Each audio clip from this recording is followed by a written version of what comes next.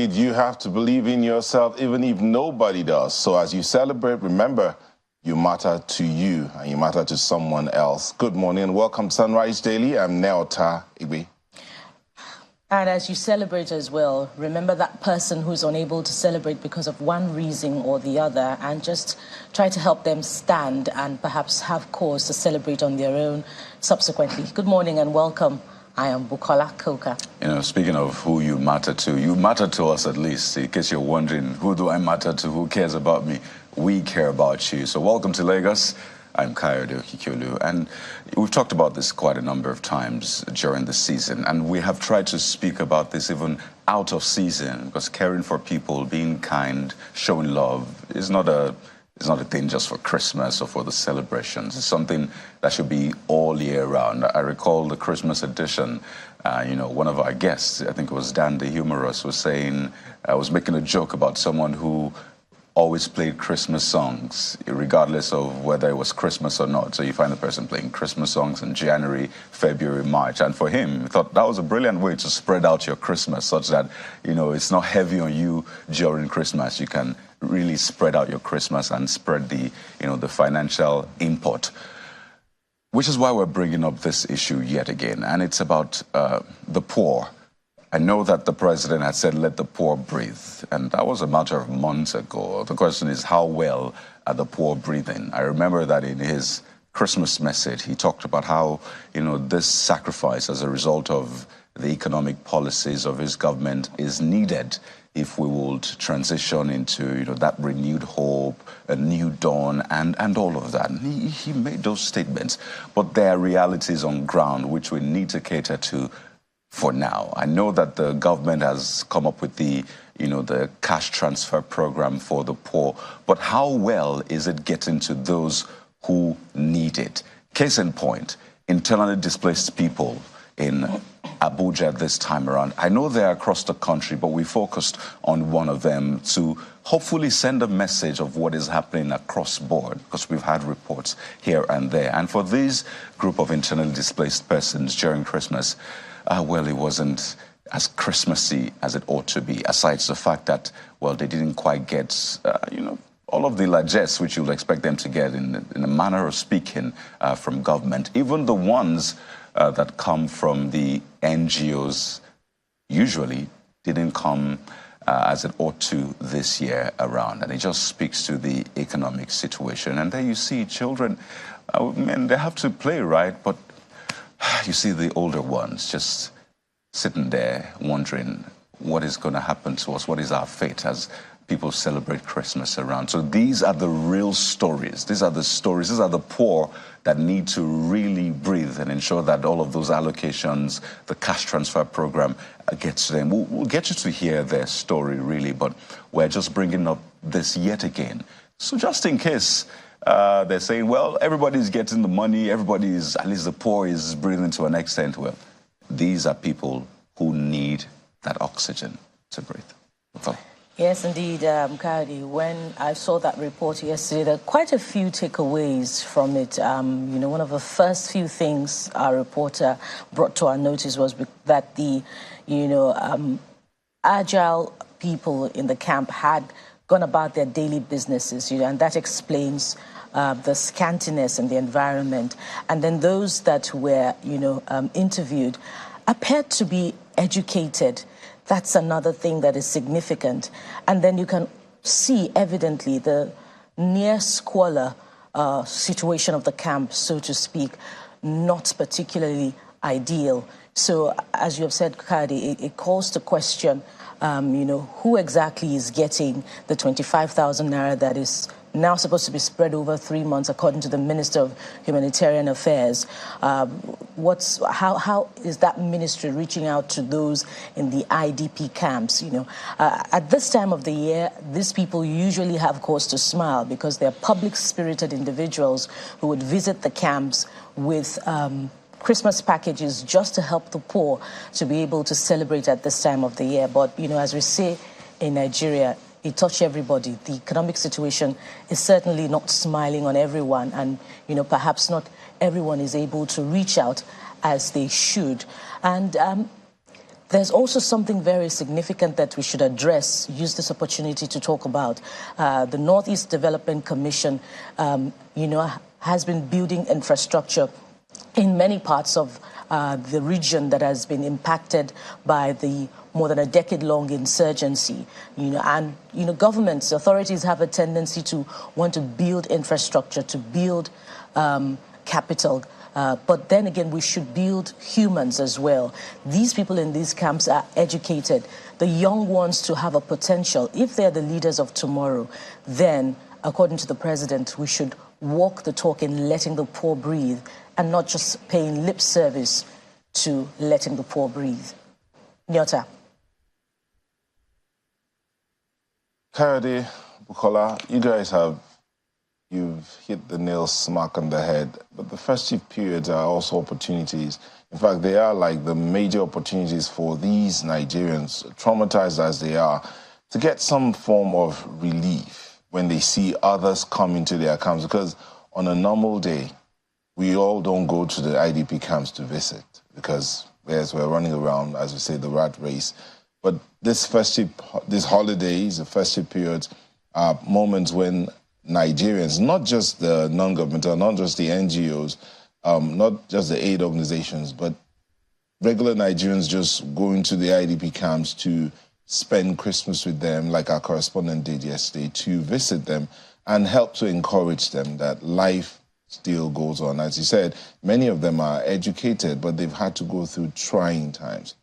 It was yesterday we had the governor of Plateau State, and he talked about the trauma that these people go through, especially children. There might need to be extra attention paid around that. It's not enough to build infrastructure or to get them to return to their homes, but there has to be attention paid to their psychology, get them some psychological treatment to help relieve the trauma and all of that. But I won't say much. Let's take you to the IDP camp in Abuja. Our correspondent was there yesterday, spent a bit of a festive period with them, and has a story to tell.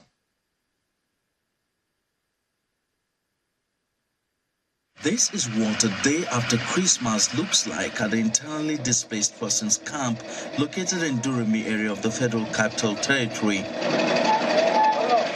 Over 3,000 people live here, mostly those displaced by the insurgency in Borno State since 2011. But many of the men and women have gone about their daily businesses. Unlike in previous Christmas celebrations, this year, not many gifts have so far been donated to the camp, and Christmas food appears to be scarce. The story is unpalatable to tell. It's not a nice story because we're a human being in the 21st century cannot access shelter and then cannot access food. Then medical care is denied him. As you can understand what I'm saying. Most of us here, there are some plenty children who they don't have parents here. But because of the assistance we are getting aside, it will make them to feel happy as the other people. However, the children are having fun, courtesy of a non-governmental organization which organized a Christmas party for them at a primary school within the camp. Alongside gifts and facial art design, warmth and compassion are also shared among the children. The organizer says the gesture is to remind the displaced persons that they are not forgotten. Christmas is a time to show love. So it's not about the bag of rice you bought at home. Come and show love to the less privileged. Let these ones know that there is love out there, that people still care about them. The children immerse themselves in the celebration as they recreate a sense of community in a place they now see as their home.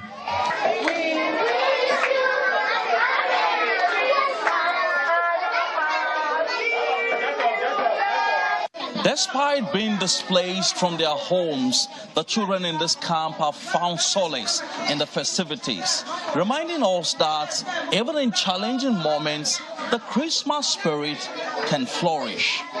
Empress Simon, Channels Television News.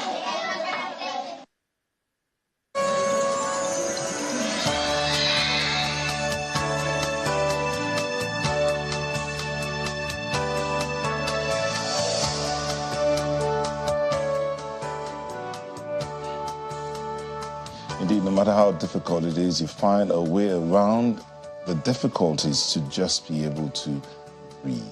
We'll go on to look at what some of the dailies are saying. I was starting out with the Vanguard newspaper, and there you have it.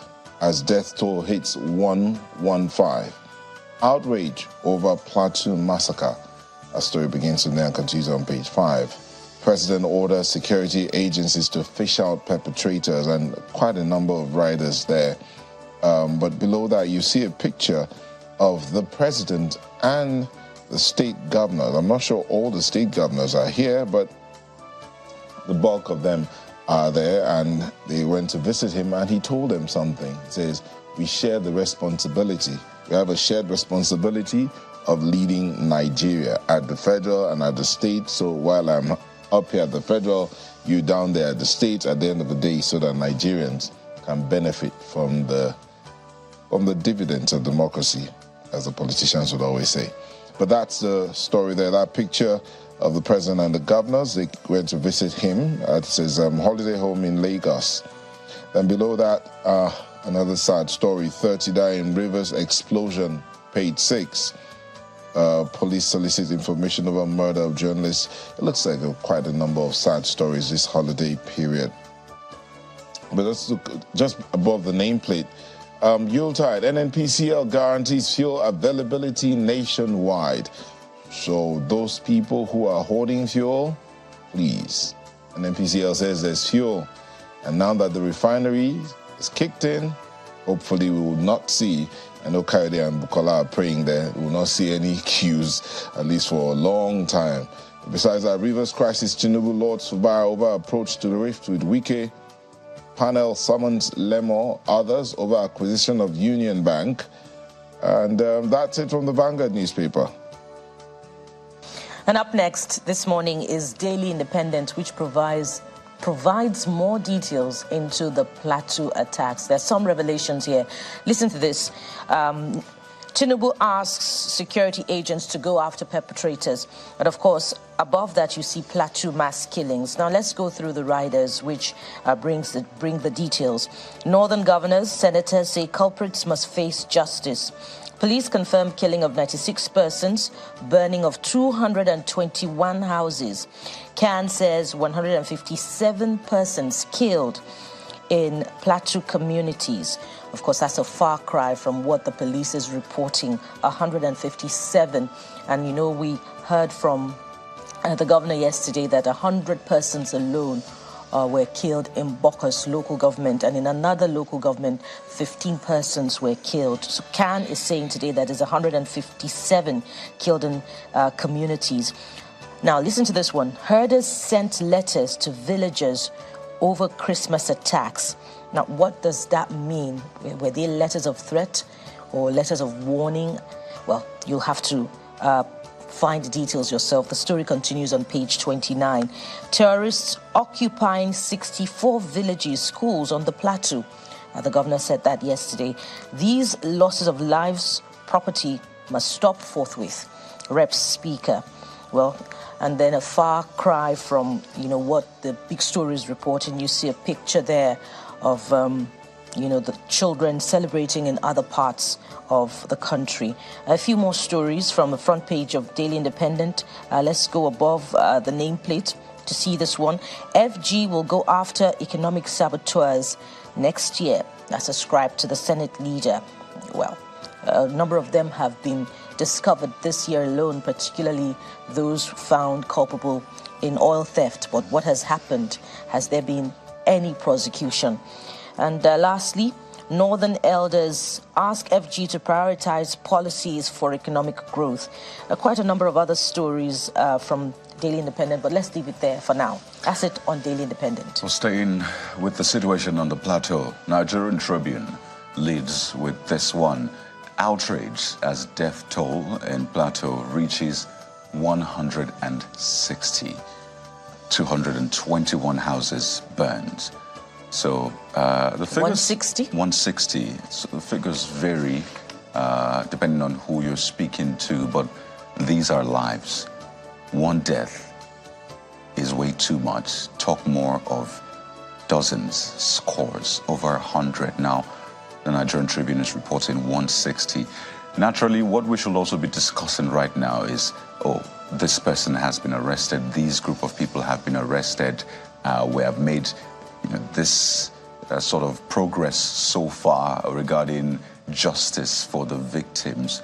Well, reparation, of course, for the families as well. But let's see if the riders speak to that. Police confirm 96 killed. Tinubu orders immediate arrest of culprits, emphasizes sanctity of human life. Well, I imagine that the security agencies do not need the president's order to arrest.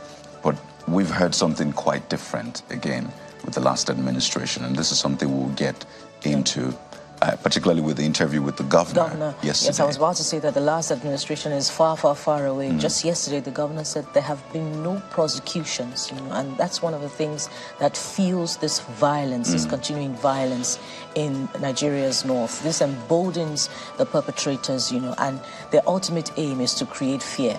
Oh dear. More riders. This is direct assault on our shared peace and unity. That's coming from the Christian Association of Nigeria. I know the Baptist Church cancelled some Christmas celebration as a result of that in that area. So it speaks to who is really affected in all of this. And you see, Northern Elders condemn attack, question FG strategies. Gunmen operated unhindered for over 48 hours. That's according to Amnesty International, as it demands a probe. So that captures some of the angles of that one. This is something we're definitely delving into much deeper in the program this morning.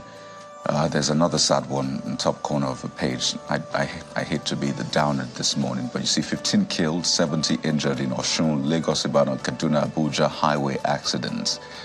So that is another sad one. I'll take one more for you, and I'm hoping this will be some cheering news, as at least something to cheer about.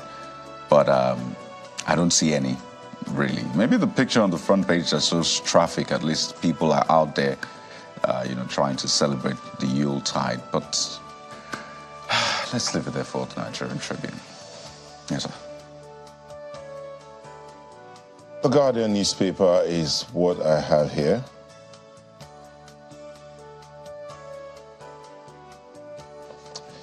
The Guardian newspaper, I have the Guardian newspaper, and they have this one: slow e-payment channels worsen cash Yuletide troubles.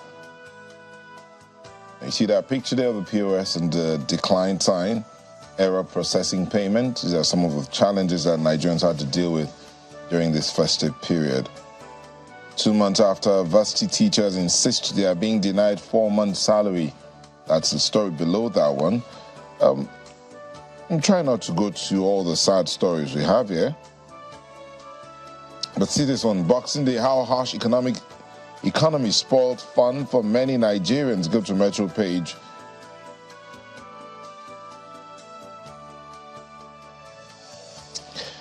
By the side, you see over 50,000 soldiers in counter-terrorism separatist operations nationwide. That's credited to the Chief of Army Staff.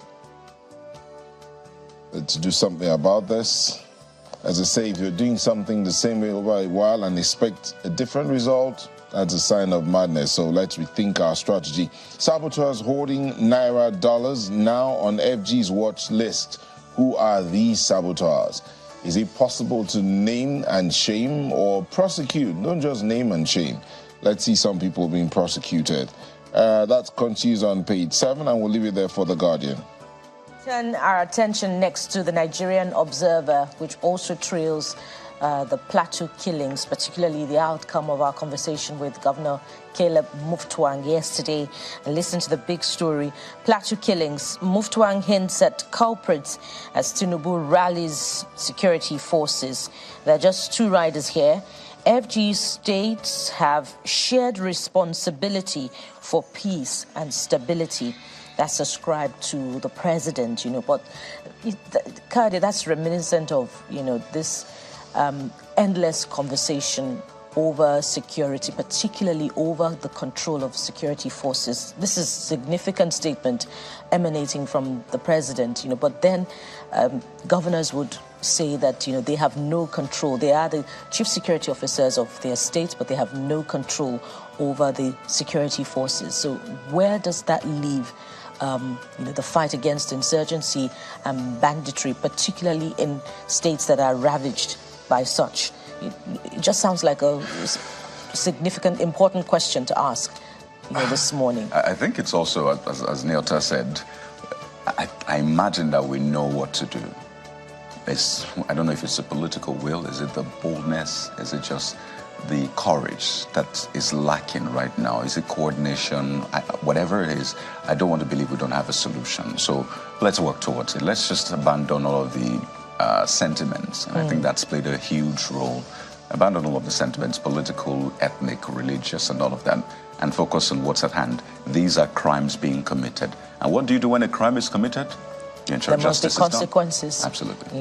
As you say, the security forces don't need an instruction from the government.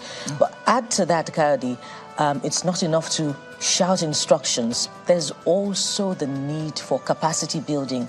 Either it's for the Nigeria Police Force or for the armed forces, and we'll come back to talk about it again.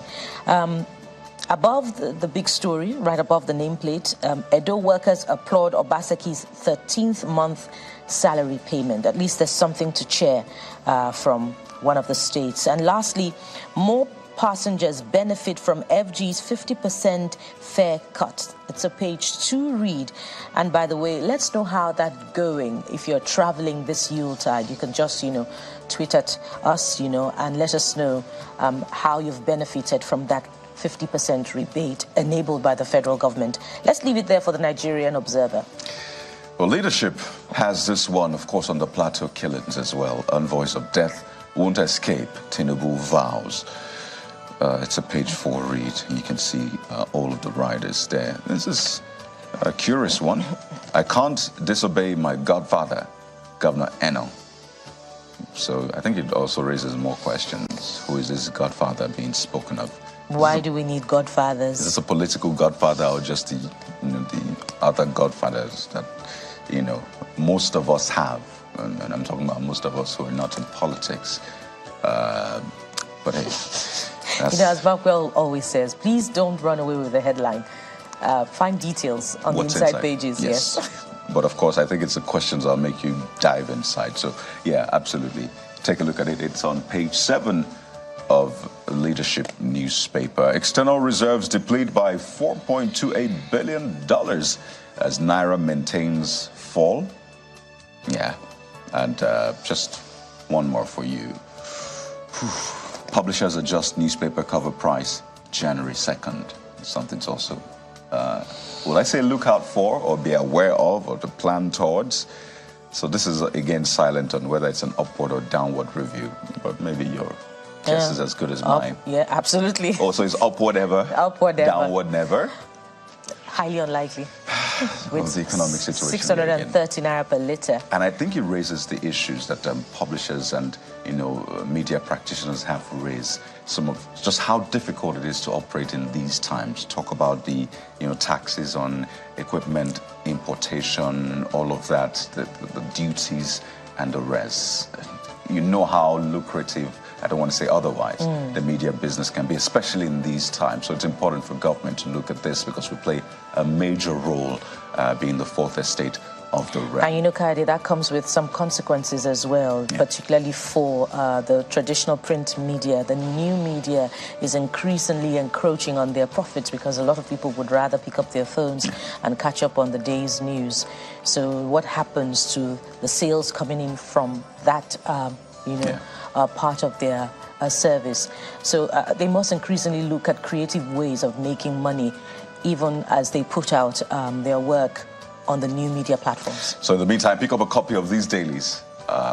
Just check to out the support them. stories. That's the leadership for you. Kayode, prices of newspapers going up. If they are coming down, that would have been the miracle of the new year. as we said, the economic situation will force everything to go up because they have to print the papers, and especially for the old, for those who are so used to picking up the newspapers instead of picking up the devices. There's a feel you get from picking up the papers. So maybe you just go ahead and pick up the papers today. But they have New Telegraph here, and they lead with the story of Plateau, Muftwang, terrorists occupying 64 Plateau communities and schools. That's what they lead with. It says death toll rises. Tinubu condemns killings, orders culprits arrest, order military commands relocation to Plateau. Khan tells president. CPP demands true federalism, state police. So page 2, 3, 4, 27 and 28, you find more details of that. Above the nameplate, high debt to GDP ratio stirs concerns over 2024 projections. New Telegraph, that's what I have here. There's the stories they're leading with. But this one below that picture of the president and the governors, FG will soon clamp down on economic saboteurs, credited to Bamidele, insists subsidy removal in interest of Nigeria, says NAS will pass 2024 appropriation bill on December 30 to retain January-December budget cycle. And that's it from the New Telegraph. Morning is Business Day, and Business Day has, a few interesting stories that will catch your attention this morning. Take a look at the big story. Refining outlook brightens on Dangote PH plants, that will be Port Harcourt plants. Of course, we celebrated the return of the conclusion of repair work on the Port Harcourt refinery. Phase 1. Last week. Thank you for the reminder, Phase 1. And we know that it still has to go through commissioning, which can take months, and there's a bit of a long wait on that one. But when are we going to get the first product from Dangote? The question. Good The question. questions, abound, even from PH as well. But hey, well, something to share in this. Something to share. We know where we At are. least Dangote has received Agbami crude and has also received Bonny Light crude straight into the pipeline. So we can safely assume that refining work is already ongoing, and we're waiting for the receipt of the products and hopefully perhaps a reduction in price. Another miracle of the new year, right? Okay. Kade is smiling there, but I love miracles. We all do. But we can at least sell some hope this morning. There's been a lot of sad stories. Absolutely. It's important to also reiterate that the NNPCL GMD at GCU rather had said that, hey, having refineries locally does not necessarily mean the prices will drop. First, energy, what do you call it? Energy security. Or something of sort. But hey, it's good to be hopeful, but let's also be realistic and speak to the issues, the cost, the global markets, and all of that. The fact that there's profit to be made. You don't just put billions of dollars into a business. Well, the NNPC GMD is the chief marketer, of oil. And, marketers never want to commit to any form of price reduction, but we can only hope. Okay. There's this one also from the front page of Business Day. 6 ways FX reform has helped Nigeria's economy. Well, I'm groping for, news from that end. Don't run with the headlines, right? Don't run with the headlines. Okay, thank you. But how much is the naira to the dollar? At least we can run away with that. I think it's almost 1,200. That's a black market. On the unofficial market. Unofficial market. Black markets. I mean, we say these things. So is that the answer? I guess that's the answer. One of the answers. One of the answers. Yeah. There's also this one. Why Lemo other TTB directors are wanted by CBN investigator. There's that story brewing about Titan Bank. So, but don't run away with the headlines. You find details on page 30 of Business Day. And that's it from Business Day this morning. And Nigerian News Direct, envoys of death, pain, sorrow, responsible for Plateau killings. That's from the president. So there's a consistency with the headlines, and you'll understand why this morning. But this one, maybe cheery, I should say. Policemen extorting motorists on Lagos-Ibadan Expressway to face disciplinary action. That's from Force PRO. So consequences for actions, but there needs to be reorientation as well. Our policemen are not just law enforcement officers. They actually are image makers as well. People probably didn't see that as a thing, but that is who they are, image makers, and we've seen Absolutely. how that has gone in the past, few weeks. A couple more stories for you on the Nigerian News Direct, but hey, how about you just pick up a copy and go through it this Wednesday morning. So that's it with a look at the front pages for you. We're back in a moment with the big stories of the day. Well, your guess is as good as mine. We need to find an end to these heinous killings. That's what we're focusing on in a few seconds. Just stay with us.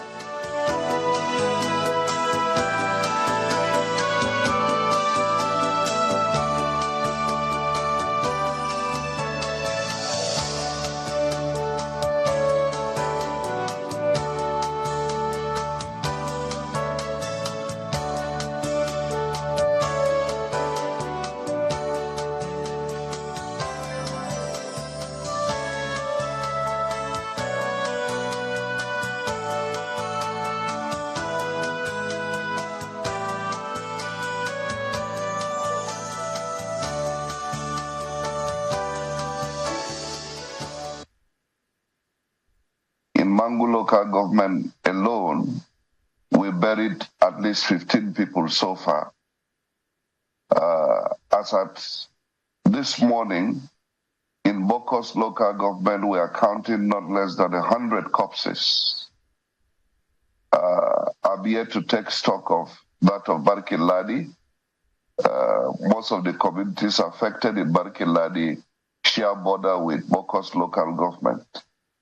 And at the last count also, we have not less than 17 communities that were completely touched and brought down by these bandits and criminals. When people are dislocated from their villages and they have to run for shelter, now we are struggling to provide shelter for these people that have been displaced and dislocated from their communities. If they stay away from those communities for a sustained period of time, the terrorists would come in. As I'm talking to you today, in Riyom local government, in Barkin Ladi local government, schools have been occupied by these terrorists for almost a number of years now. We have not less than 64 communities that have been displaced, and the lands have been taken over by these marauding terrorists. So if this pattern continues, then you can see the trajectory that at the end of the day is about pushing people out of the land, taking it over. And then we need, therefore, to be able to come up with a program. And I will be talking with Mr. President on this. We need to have someone the political will to give instructions to the security agencies that they must protect the territorial integrity of Nigeria and even the internal integrity of our land boundaries. There are ways of acquiring land, not through violence, and we must be able to resort to constitutionalism in dealing with these issues. People who want land on the plateau are free to approach communities and negotiate and settle in those communities. I don't think people will refuse. But where they resort to violence to take over those lands, you would be sure that this is a time bomb, because it will reach a point where the people will react, and then we're going to have a large-scale conflict.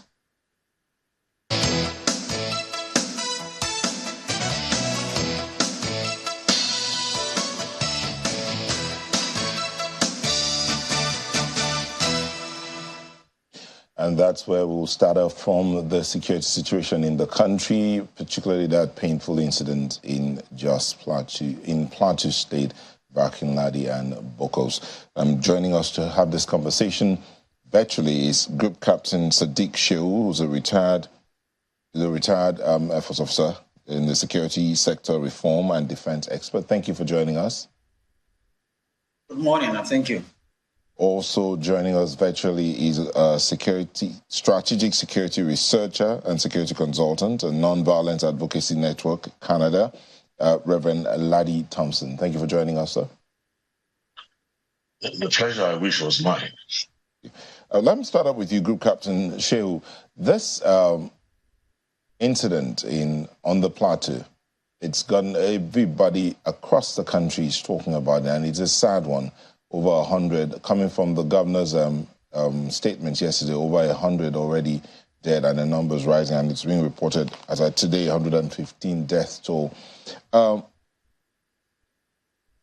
Yesterday, we was actually said that this is one incident too many, and it appears that nothing is being done enough to end this matter. But the governor, in his statement yesterday, in his submissions, talked about schools being occupied. That means this attackers, bandits, are in a particular location or are in certain particular locations, and it looks as if nothing is being done. Would you call that political will? Hello. Yes, Captain Shehu, go ahead. Yes, thank you very much. First, again, I have to condole with the people of Plateau, all those that lost lives and property. Having said that, an Igbo proverb says that even while we are crying, we should be able to see the road.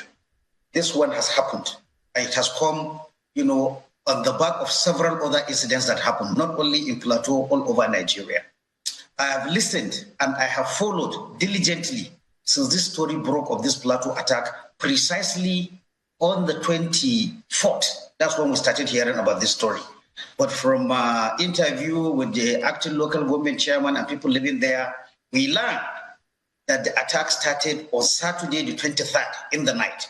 Now, why am I trying to establish these timelines? Even in the way the story met us, even the way the story met the Plateau State government and the military, we are seeing that there is something we are not doing right. What is that? Passage of information, early warning, intelligence. The attack started Saturday in the night on 23rd.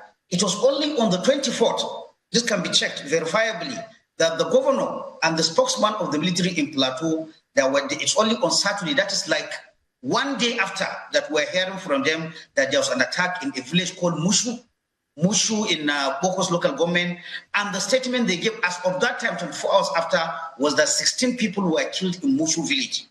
What did we learn later in the day? We learned later in the day that the attack has spread to Bariki local government. The attack has spread to about 17 to 20 communities, and the numbers are 100 plus. What am I trying to establish here? To me, I'm talking frankly and honestly, it means even the Plateau State government does not have a communication mechanism. The military themselves do not have the information mechanism between the local communities and the security agencies or the state government, which should be our first alert to act. That is one point. I've also listened to the governor and federal lawmaker from that area. They stopped short of saying, or rather they even said that the response of the military was very slow. In fact, if one talk honestly, they almost stopped, short of saying either the military colluded, connived, or ignored. Now, certainly there was a late response. But as an analyst, what we should like to find out, why is the military response or the security response always coming late after the event has happened? Why? There could be several reasons. Could it be the numbers are not on the ground? I'm just going to paint a general picture. It could be numbers are not enough. It could be deployment is not made, judiciously to areas that are not to be flashpoints. It could be, and everybody knows that during festive period, whether police, whether DSS, whether military, you will find them normally, their alert state is down. In fact, in most of this festive period, you have our security. With due respect, all they are after is how they are going to get Christmas gift from people passing. In such a relaxed atmosphere, somebody can pass with guns, somebody can pass as long as he can tip people on the highway, tip people on the, all these are issues. Now, if the governor, as of 24 hours, and the spokesman do not know that these attacks have rampaged areas, not only one area, then we have a problem. We have a problem of early response. We have a problem of early warning between the communities. The communities are the first to feel the impact. It should be from them that whether army or state government or police will get information that we're under attack. I also have the governor confirming that they received distress call. I think if we want to get to the root of this problem, we should draw a timeline. When did the government or any other security agency received a distress call. From that time they received a distress call, what was the time that the first security responder arrived at that place? If we have a long period as we're seeing now, then we should interrogate. No. Do we have enough person? Group Captain Show, if I may come in, Group Captain Show, there is something that looks like, as you said, it looks as if it's been consistent. But that matter of when the governor said schools and amenities are being occupied by these terrorists, doesn't that raise some concern? That means that they are in one place or they are in certain places. Yes, a very big concern. I'm alarmed. I'm using the governor's word. I just heard him. For several years, he said.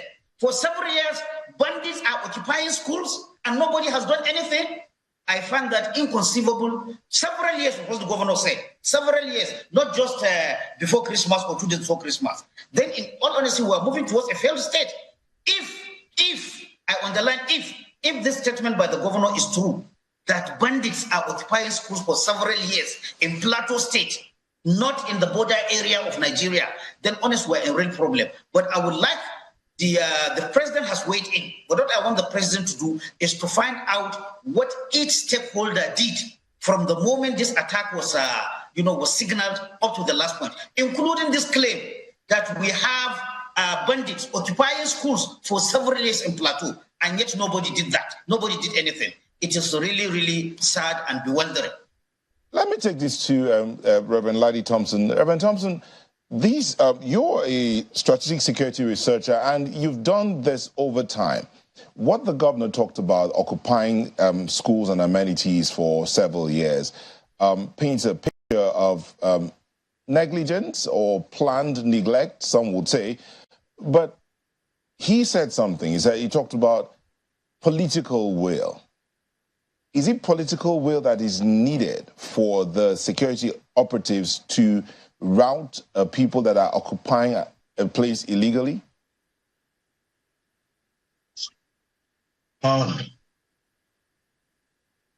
Let me say that the governor is a very brave person.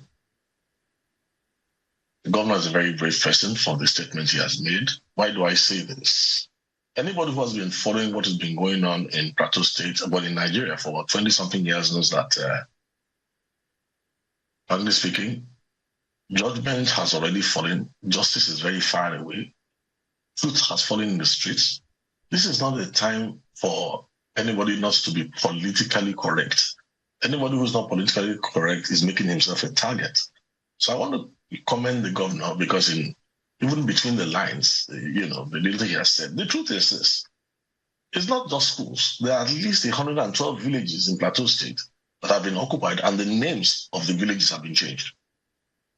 If the TV station will send its crew into Plateau State, the indigents there will talk to you and they will let you know that at least 112 villages have been taken over and the names changed and the indigents have gone. And what the governor said is true. This is not starting this time.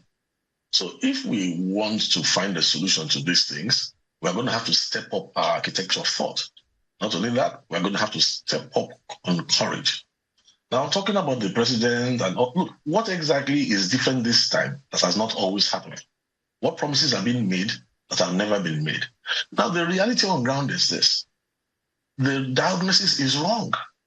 I don't know how many decades we're going to say this on TV and people are going to continue to die. Have you forgotten that wherever poverty has been weaponized, as we are going through this right now, those who are planning these things know that Nigeria's memory is short. By the month of February, by March, a lot of news will have come. This will be, something past and forgotten. So if we're really serious about getting to the root of these things, let's not even look at this incident. The modus operandi has always remained the same in Plateau State. Look, like my friend was saying earlier on, the attack started I was talking to, just after they buried those in Yanga today, the 12 people who were buried, 6 bodies were taken away to their communities. Look, I was talking to some of the people who had gone to help to conduct the burial, keeping notes on what is on ground. First of all, the figures that we are quoting are small compared to the real statistics. And if we don't have the courage to face up the truth, how are we going to really solve this problem? Look, the attack started about 6 p.m. Up on the way till 12 at night. It went on, continued the next morning. And we don't have the courage to face up to the fact that, as we have said to you, we are fighting a hydra. It has a local face, it has a global face. I won't mention the name of the government in Plateau State. So years ago, I was in Plateau State when troubles were in the heat. And I remember I was asked to address the cabinet in a closed meeting, a security meeting. And when I had the cabinet in this way, indigenous and all that, and I was asking them, what do you think is going on here? I commended them for their courage. But by the time we finished that session, and the governor too came in to come and listen to the reality of what was going on in their area, they had to admit that this is much bigger than Plateau State. These things that we are talking about here has a global portion to it. You are talking about how that this time around, listen, the letters that this attack was going to come had been sent by the 15th of November. Sorry, yes, by November, the letters had come, and they had already said that they were going to start the attacks by the 15th of December. And there was a promise that this was going to be the mother of all atrocities. Ask anybody in Plateau State, they will tell you what I'm telling you is truth. Now, is this the first time? No. Let's mathematize this thing. Go back to the Nikitobi report as far back as then.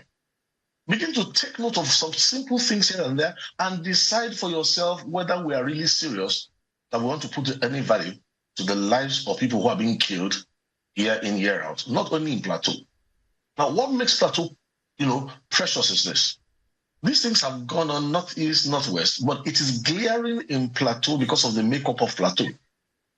Now, if we can get it right in Plateau, we will get it right in the whole country. But the question again is this. Do we have what it takes to realize that we have a systemic problem on ground? Can you go back and remember that in the days of the Nikitobi report, there was a federal panel, there was a state government panel, and that you could even see the dynamics already, the tensions, for the fact that even many former presidents in this country have told you that even in their cabinets, they have the people who are upholding this hydra. How long will it take us to stop this charade and the crocodile tears year in, year out, of pretending that we care and as if we have something we want to do when the will to get anything done has not yet been put together? Nikitobi report, if you remember very well, the commissioner for police in the Nikitobi report was, frankly speaking, it was there in black and white. The recommendation was that he was to be sacked with ignominy. The question you ask yourself, if you want to admit the truth to yourself, is this: how did that same person end up as Inspector General of Police a few years later on? As a commendation for the work he had done in Plateau State.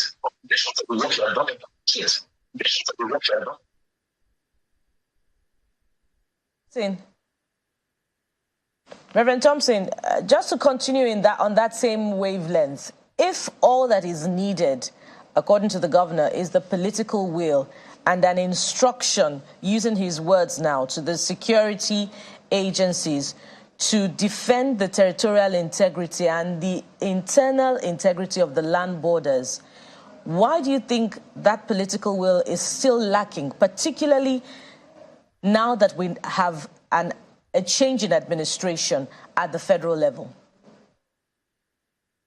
Now, the truth is this: if your enemy plans for you for 60 years and you want to respond in 30 minutes, you are probably not going to get it right. It goes beyond the political will. I'll tell you why. There must be a young man in Plateau State, if I remember his name very well, was Booker Samson. When they entered their compound, this was before 2008, they slaughtered the majority of their home was killed. His father's blood was on his body, was how he escaped. I remember in his case that he was telling me this personally. He scaled the wall, and when he scaled the wall, he saw what he thought was the Nigerian army. And he ran towards them shouting for help. They opened fire on him. And then he ran back. Unfortunately for him, he ran into the genuine Nigerian army later on.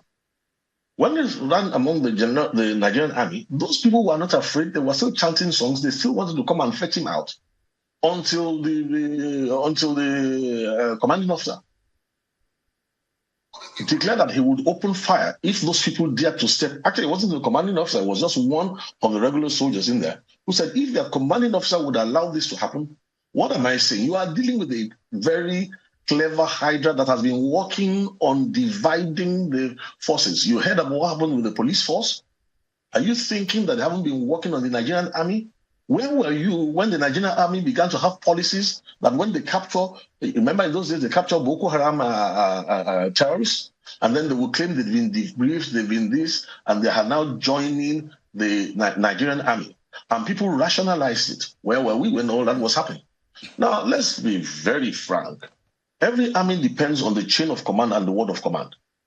What happens when you allow a hydra that understands that to infiltrate the ranks? If I want to sit down here and I give you 10, 12 situations that have happened through the years in Nigeria where there's an obvious disregard, don't let me talk about what is going on in Plateau State right now. I want to say that it's a good thing that General E.A. Absalam has the trust of the people who are there, right?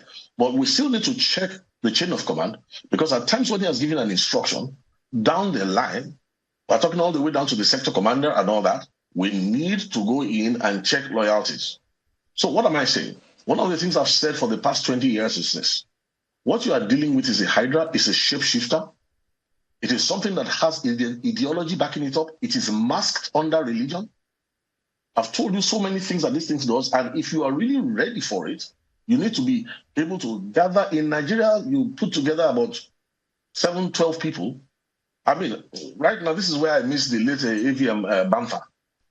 He is one of the people who, at least I know, who understood thoroughly the global perspective of what was going on in Plateau State, because he had the opportunity to see the workings, from the global perspective. So I commend the indigents of Plateau State. They've tried. They tried their best, but honestly, it goes beyond the political will. Because even the president himself, to stay where he is, there are dynamics. We have a systemic problem in Nigeria. If we can't face that, we're going to keep burying young people. And for how long? Now, you've used the word, yet again, it has a global perspective to it. When you say that, are you suggesting that we have a fair knowledge of the perpetrators of this attack? And if the target is land displacement, who are they? And where are they getting the help that they seem to be getting to enable them perpetrate this quantum of attacks? Honestly, this is neither the time for the place for us to begin to discuss the obvious. We're dealing with something that's been globally documented that has a local face. And we also know that the local face also has its modus operandi, including the use of media as a force expander. We all know that it is asymmetrical warfare. We know that it uses hybrid threats. We know it is opportunistic. We know these things. Have you forgotten that December, was it 2011, the Madala Christmas Day bombing? Was it not from Lagos that the man who led, who captained that bombing, traveled from Lagos 2 days before to Niger State then? While we pretending as if we don't understand, this thing is as simple as ABC right now. Practically all countries in the world have come to grips with it. Why is the titan of West Africa Nigeria? Why are we pretending as if we don't know the obvious and trading away politically what we know that at the end of the day is a displacement sequence? Listen, what is going on in Plateau State is nothing less than a genocide. Why it can go on like that is because the foreign exchange value reflects the life of the Nigerian on the global level. Don't forget that the modus operandi you saw this time was that the perpetrators were even taking videos. Have you forgotten what happened on the 7th of October this year in Israel? Are you saying that we cannot begin to concatenate and easily see how these things work together? Let's be very frank. If we are ready to correct the systemic flaws in Nigeria, it won't take us 3 months to wipe out this menace out of Nigeria completely, reduce it to an irreducible minimum, and set a pace for the safety of Nigeria, West Africa, and of course, our continent, which is, where this is still going at the end of the day. Very weighty submissions there, Reverend Thompson. Let me bring some of what you have said to Group Captain Shehu now.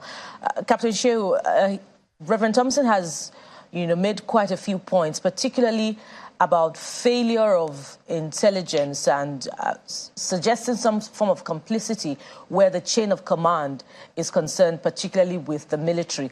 I'd like you to address that. And while you're also addressing that, Reverend Thompson also reiterating that notifications for this attack have been sent as far back as November 15, which we're also reading in the papers today. And you may also want to tie that, with the governor's concern about the terrain being difficult, for security agents to be able to respond. My, concern about that is Mangu, Bokos, and Barkin Ladi are flashpoints. This December attack is not the first time. So why would the terrain be unfamiliar to security forces? Perhaps you want to address, these issues. Thank you very much.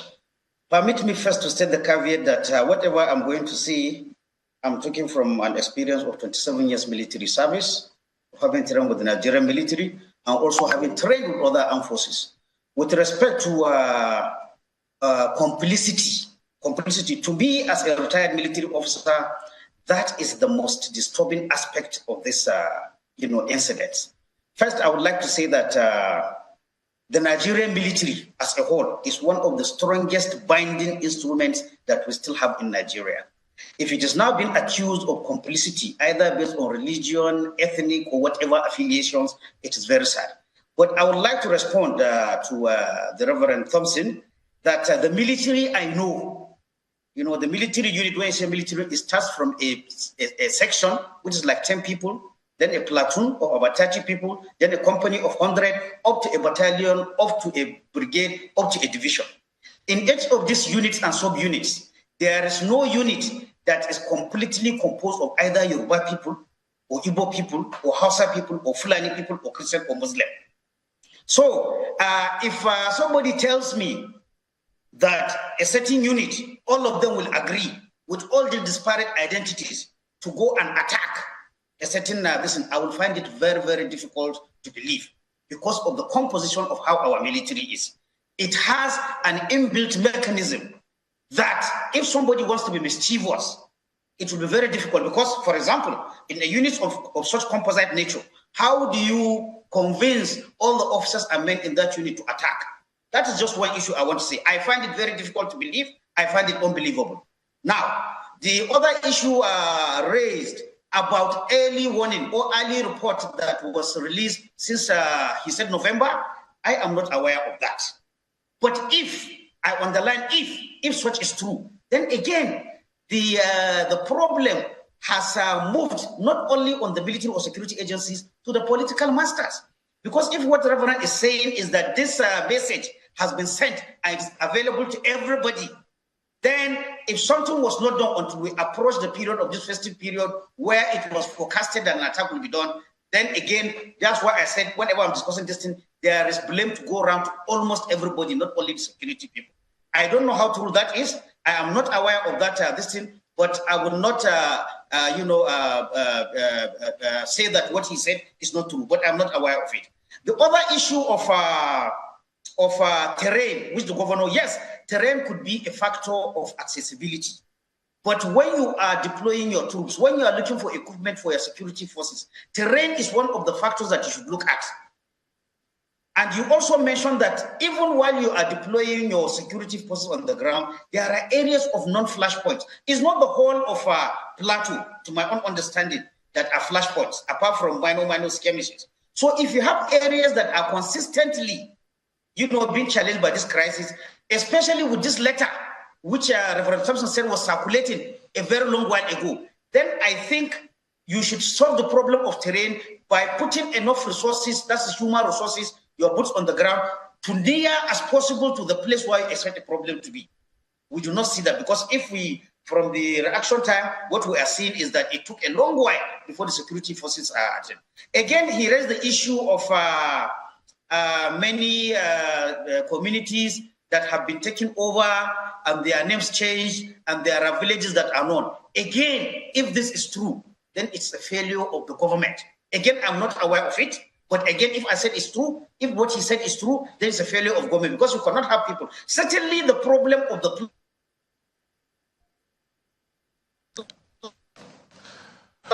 Well, Group Captain, we need to go on a break now.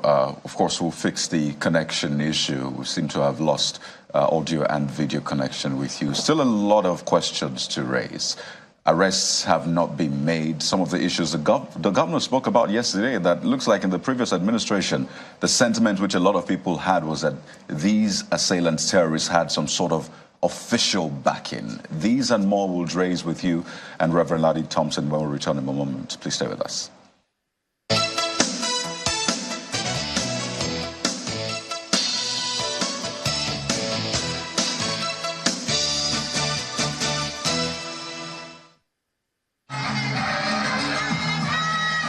It was another opportunity for the Chief of Army Staff to express his gratitude to troops who have been holding forth in different operations here in Plateau State. The Army Chief is represented by the Commander Corps Artillery, Major General Cyril Kange, who underscores the critical role of the troops to national security.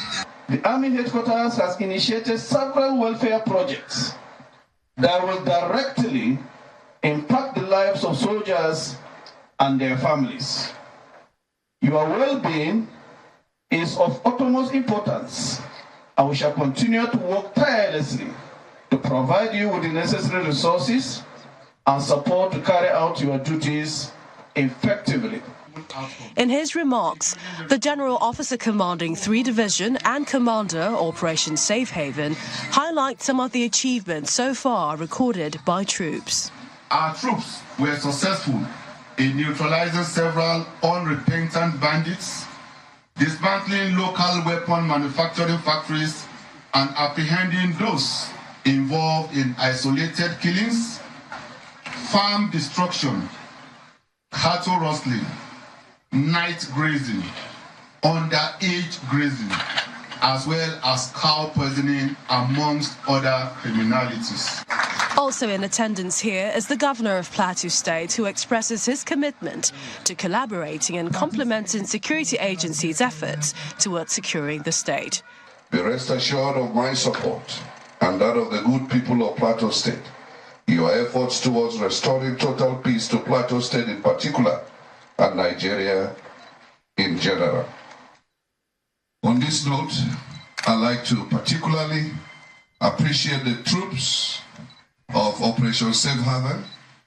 We appreciate your dedication. We appreciate your commitment. We appreciate your sacrifice. The Chief of Army Staff, who was represented by Major General Mohammed Sani, Armored Commander Abuja, also had lunch with troops stationed in Yobe State. Besides the promise to take delivery of its helicopters and other combat enablements in 2024 to boost their operations, he also revealed that the Army would continue to boost the physical, moral and conceptual components of fighting power towards becoming a more efficient force. In the coming year, the Nigerian Army expects to take delivery of its helicopters and other combat enablers that will see a better security environment developed across the country. These luncheons with the troops will no doubt boost their morale, especially at this festive season when they ought to be spending their times with their families.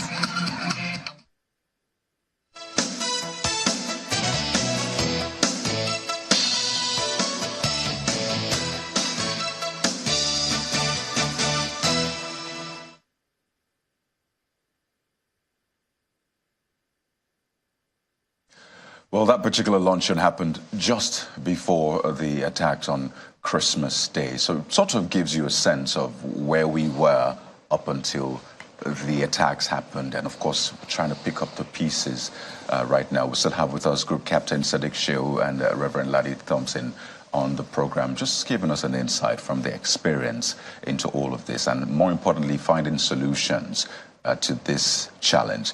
Group Captain, just before we went on that break, you were trying to make a point, and you were responding to what Reverend Ladi Thompson, some of the points he had raised. But the governor himself spoke about what people consider to be some sort of official backing, which we saw during the previous administration. And the questions are very obvious. how many arrests have been made? How many people have been prosecuted? We've seen how government, particularly in the previous administration, handled groups and leaders of groups that were considered to be a threat to the government and to security. We've seen how they were arrested, even out of the country, brought back, how the prosecution, the court cases have gone. So some will say the capability of security agencies to make arrests, to prosecute, is not in doubt, looking at those cases. But when it comes to this one, you hardly see arrests, you hardly see prosecution, you hardly see justice being done. So doesn't that for you lend credence to what even residents have described as collusion, which Reverend Ladi Thompson again seems to be reiterating? Thank you very much. Now, when you talk about collusion, we have to look at the collusion being alluded in several aspects. Is it collusion by the federal government as a body or collusion by the military? To me, I will say as a retired military man, I am concerned when you talk about the military colluding. I have explained to you the modus operandi, the organizational structure of the armed forces, which I find, me being a Hausa man, even if I want to kill somebody from another tribe, as a commander, it will be difficult for me to carry, if I'm a company commander, to carry 300 of the people, Yorubas, Igbos, Ibibio, Christian, Muslim, and say, let's go and attack these people because of identity. I don't think, I tend to take a step back when I hear such things. And I will also caution that such pronouncements, or less we can give. Now, when people say these stories, they provide concrete examples. But when you give examples, you have a name, you have a place, you have a date. If you have this information, I think it is something you can stand. And my concern is that some of these pronouncements are made by people in authority. An average man on the street, if he sees a soldier doing that, may not be able to, may not have the power. He's struggling with life, challenges. He doesn't have time to go and report or anything. But when we hear these things from a governor or from a National Assembly member or from somebody that can say is a member of the elite, I think you have a duty, if you are sure of these things, to carry them forward. You don't wait for such things to last several years or to last several months until when you come many years after or many months after, then you're talking about it. If I see a soldier, I am telling you, if I see a soldier breaking a law, I will take his name. I will look for his commander, even as a retired man. That's what I would do. I will not just come on TV and say, and I do it. Right. If I may comment, yes. Just to reiterate the part of a question which I'd like you to respond to, bear in mind again that these are people that are directly affected by this. They live through this. Some of them have lost loved ones. Some of them have escaped just by a stroke of, well, let's say luck or providence. So these are the people coming out to tell their stories.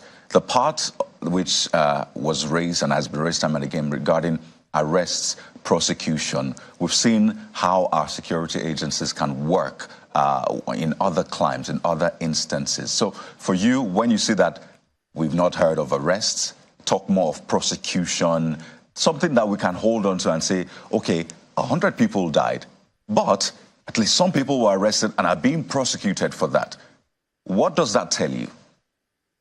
Well, when we are talking, frankly, we should talk with statistics. I would not again align to this and that arrest and prosecution do not happen at all. Maybe the quantum, the number, the frequency is not enough. But I think if we look down the line, even this year, there were arrests, there were prosecution, there are court cases regarding the Plateau conflict that are currently in court. I don't want to be specific about any cases, but I know, and you are a journalist for yourself, you can find, even as we are talking, there are current cases. If you say the frequency based on the number, obviously, is not enough, I might agree with that. So, Group Captain, but it will not be right. So that we can also share the information with Nigerians, because it's important to lay them bare. We've heard of terrorist kingpins being arrested in the Northwest, some of them being killed. These stories are there, and I'm happy to show you these stories. But for the Plateau, which of the leaders, kingpins, have been arrested? Do you know about being arrested, prosecuted, that you can say, okay, at least one case exists? Okay. In the clip that you just showed of the GOC, I have heard him saying that they busted a local arms factory. I am very conversant with the media. I scout the media every day as a professional interest. I know there are people that were arrested for this this thing. There was the issue of a senior officer that was killed somewhere, I think 2017 or 2018. I think the case is still in court because the people that killed him and dumped him is as I think they are in court. Not that I'm sure they are in court. There is a recent issue of somebody who killed somebody in the plateau and fled to Lagos. This is not more than 2-3 weeks back. That man has been arrested. Is it by the police or the military? I don't know. So this is the point I am saying. You see, when we are discussing these things, we need to be factual. We don't have to be emotional. We don't have to exaggerate. We really have a big problem. Even if it is one person that is killed, it is very, very unfortunate. Right. When we're talking of 450, but in looking at this, we don't have to sensationalize. Let's remain factual. If you tell me that only in the southeast or in the south that people are arrested, honest, I will not agree with that. And I've given you just a few examples. You asked for a few examples. Even in the clip, we have the GOC saying that. Group Captain, my question was particularly regarding the heinous killings that we have seen among Barkin Ladi, the dozens and scores of people that have been killed, the arrests particularly made. I understand gun runners, people maybe colluding in the military. I'm talking about those directly responsible for these coordinated attacks, the kingpin. That is what that's what I'm referring to.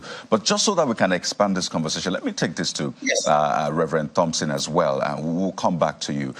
Some go back as far as September 2001, the Just crisis, where, about 1,000 people were killed. Recall that. Well, you said that it seems Nigerians have short memory, so maybe some people have forgotten.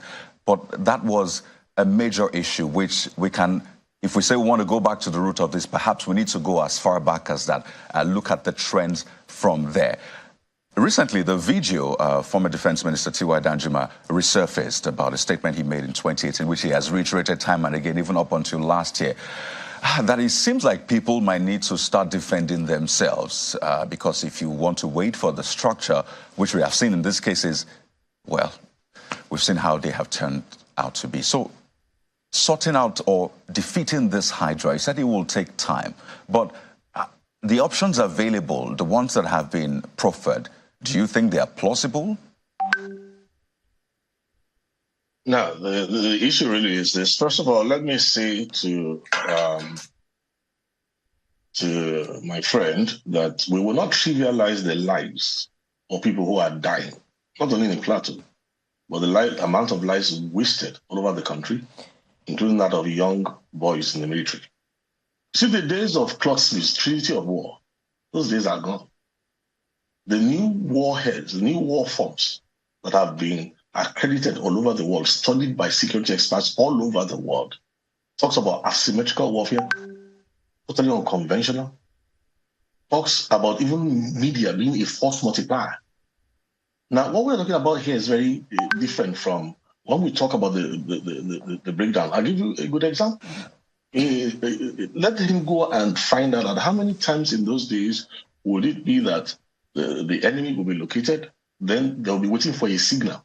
Everybody knows all over the world that the chain of command has been deconstructed to be able to handle this threat. So, and not only that, to solve this threat, the total aspect of it that the military can solve is not more than 60-something%. And then I want us to know something. Look, we need to be truthful to ourselves. Some years ago, if I remember very well, there was a massacre, I think, in 2018, in that same, was it Plateau State? Yes.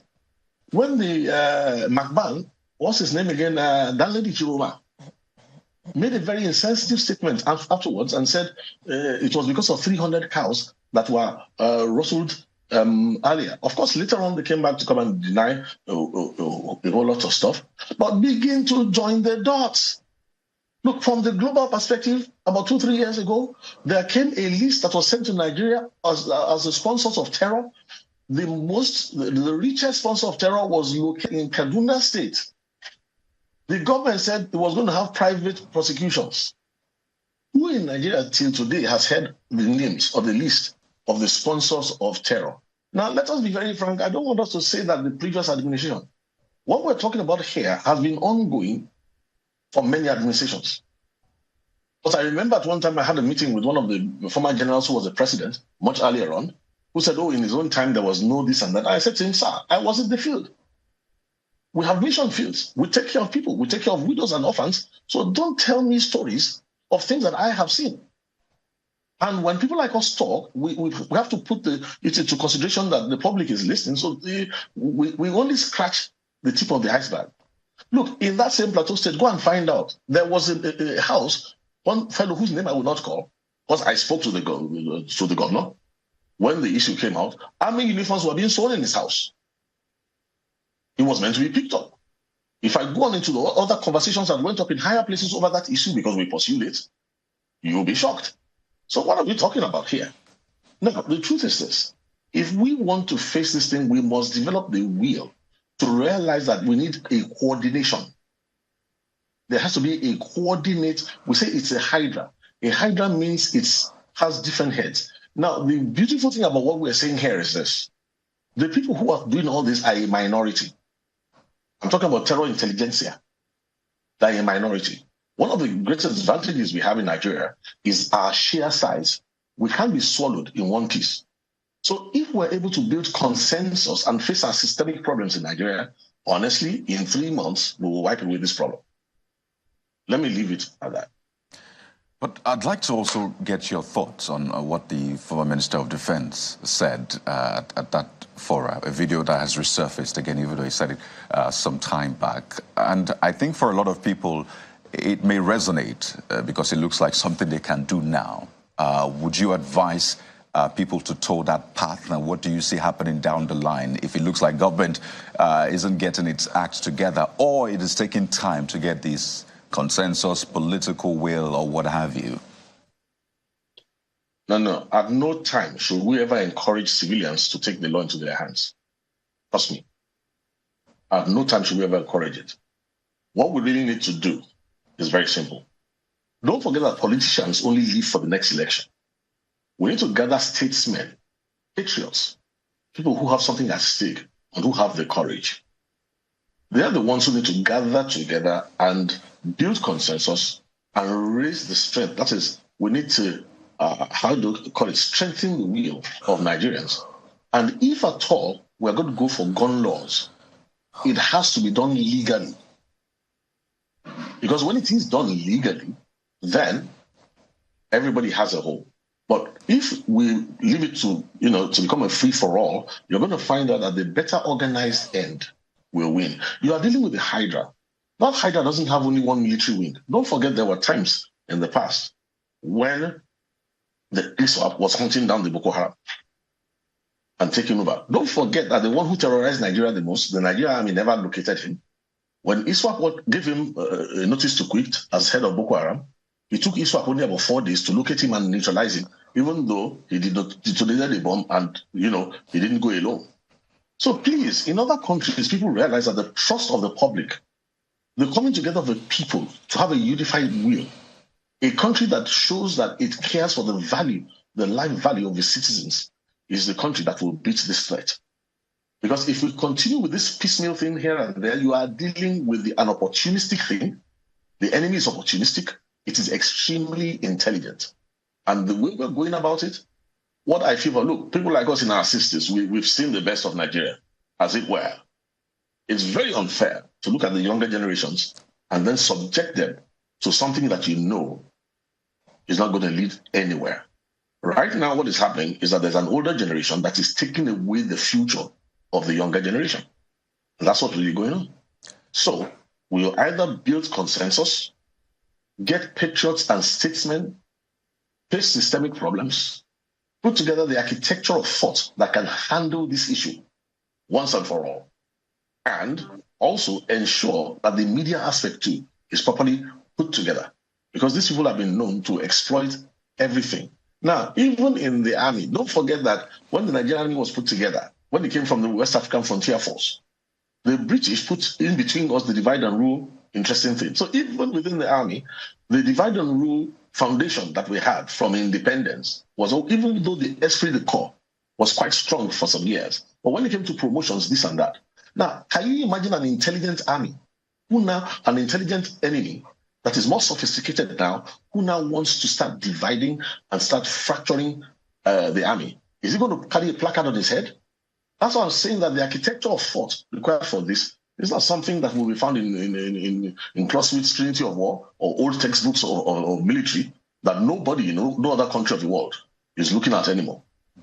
So please, let us give value to the lives of the people who are dying. Absolutely. And that is why we'll keep on this. I want to ask you, so what is the end game for the Hydra, as you described it? What is the need for Hydra? Maybe that will help people understand what needs to be done. But let me just toss this over to Neota in our Abuja studio as we wind down this conversation. Neota. Thank you, Kayode. I'll start off with you, Reverend Thompson, in winding down. There's a statement you made about coming to a consensus. You've said you made it like twice in the last few minutes, but there was something else you said before that. You said at no time should the civilians be encouraged to defend themselves. Indeed, in talking about that, yesterday we had a guest who talked about the need for personnel and funding. How do we resolve that, even in coming to a consensus? How do we resolve that matter of personnel? The army, the military is overstretched. The chief of army staff talks about 50,000 personnel spread across the country. They are really stretched. That's different from their peacekeeping duties they have outside the shores of Nigeria. How do we resolve that matter of personnel? Thank you very much for helping to helping us to make this a bit more accurate. Now the idea is this: we're not asking the civilian not to defend himself or herself, but what we're asking is this: is that don't let it be illegal. Don't allow. Okay, look at Plateau State, for instance. Now all the vigilantes, most of the people killed this time around were vigilantes. What are they using? Pump action, at best pump action. A lot of low velocity kinetics. The people who came in on motorcycles, 300, sometimes up to 300, to come and encircle the villages. Go and ask about the caliber of weaponry they were carrying. The logistics behind that. Anybody who understands that you don't just grab such weapons in the streets knows that there's a lot of intelligence behind them. So what we're saying is this: for the Nigerian citizen who has to defend himself, let us make sure that we build consensus for the will to make sure that it is legal for you to purchase the you need. Look, let's not deceive ourselves about these things. These things have been going on for 20-something, if not much more, odd years. So there comes a time, like I said, the governor of Plateau State, I commend him. I didn't even expect him to speak that much. Because anybody who really understands the situation, reading in between what he has said, would realize that, does he really want to continue as a politician? Because it seems as if he cares for his people. Okay? So I would rather say that the building of consensus should be left to statesmen, patriots, people who don't have any elections at stake. And part of what we need to do is to address the systemic problems. Or else you'll find out that one person, one mole in the corridors of power, one wrong influence somewhere, a lot of devastation will always continue to occur. All right. Thank you, Reverend Thompson. Group Captain Sadiq Show, as we wind down here now, systemic problems. How do we resolve the systemic problems? Our men and women are really stretched, and they are your brothers in arms. They are really stretched. But how do we resolve those systemic problems? Because one of our viewers actually sent a message yesterday that we're dealing. It looks as if everybody's avoiding the root cause of these matters. How do we resolve these matters once and for all?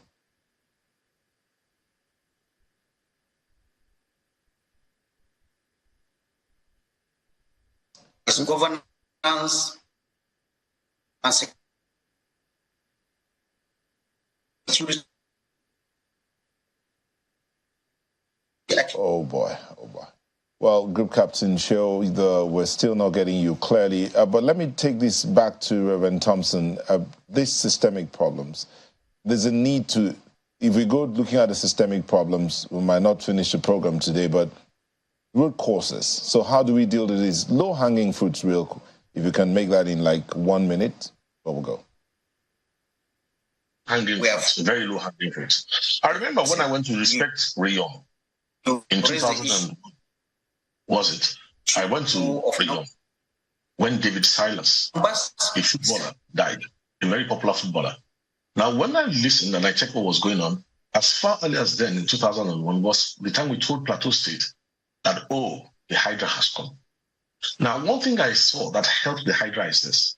In the response in Plateau State, there's a cohesion that needs to be between the Biroms, who are the majority, the Taroks, there's so many sub-tribes within the Plateau that right now I would advise them that the first thing that needs to happen is this. All differences have to be buried. And there must be a coming together, whether you are a minority or you're a majority, does not matter. There needs to have a coming together of all who are in the Plateau. And then when they have come together and the consensus is built, they need to now go for low-hanging fruits. We'll talk about all those things later. And these things are not really things that need public discourse anymore after 20 years of facing the same problem again and again. Thank you so much, Reverend Laddie Thompson, who's a strategic security researcher and security consultant with the Nonviolence Advocacy Network in Canada. Thank you for coming on the show. We also had retired Group Captain Sadiq Shehu, whom we lost along the way, security sector reform and defense expert. Thank you both for sharing your thoughts this morning. Sunrise Daily will be back in a moment. Please stay with us.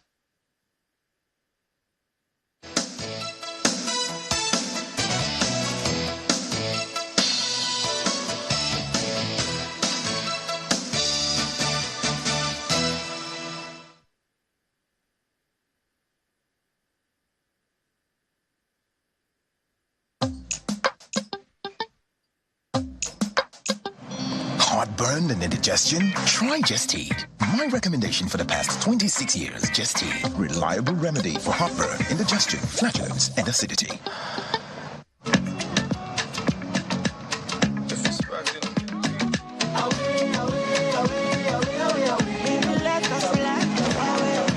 When you sweat, you lose ions too. Reach for Pocari Sweat, similar to your body fluid. It is easily absorbed and rehydrates you faster. Replenish your ions with Pocari Sweat Iron Supply Drink.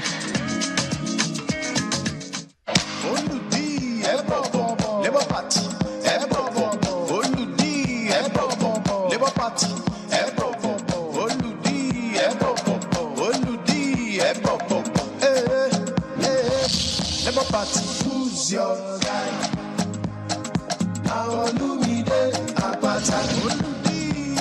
See how sweet they like beans and rice. Labour Party, I will never leave your side. I will never ever.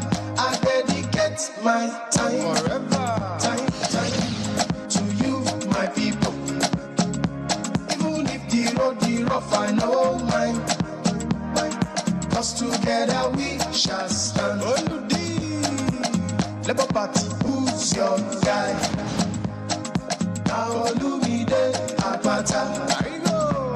See how sweet they like beans and rice. 'Cause together we Discover Lipton's flavorful and balanced taste. We pick fine quality tea leaves from selected tea gardens around the world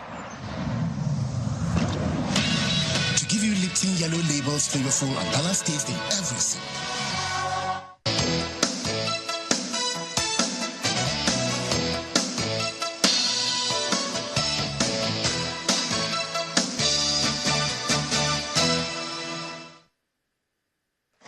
Welcome back to Sunrise Daily. Quite a conversation that we had there on the killings in Plateau and a lot of revelations to reflect on, but more importantly, for the authorities to act.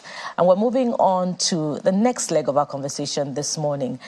In what appears, a male-dominated political field in Nigeria, we're yet to record a first democratically elected female governor. But in spite of that challenging and treacherous political waters, Nigerian female politicians are still thriving and are making a good showing, however few the numbers are. And we have, one of such women, a female governorship aspirant from Edo State, in the person of Mrs. Okoro Owo, Loretta Okoro Owo, who joins us via Zoom this morning. You're very welcome to Sunrise Daily. Good morning. How are you? We're doing very well. Thank you for joining us. Now, your state, Edo State, has been featuring a lot in the news lately politically.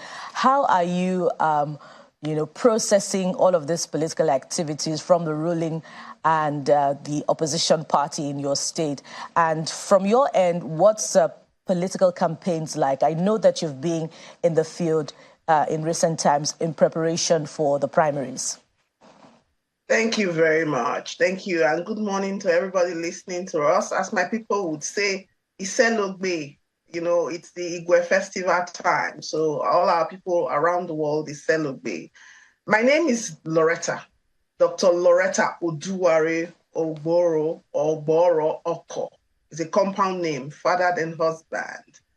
And it's very interesting at this point in time that as 2024 draws near, a lot of Edo State sons and daughters have realized that there is no free freedom.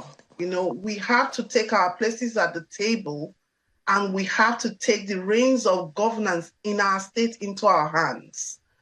And for somebody like me, it's not just something that happened yesterday, day before. No, it's something that has always been there since the day I was born.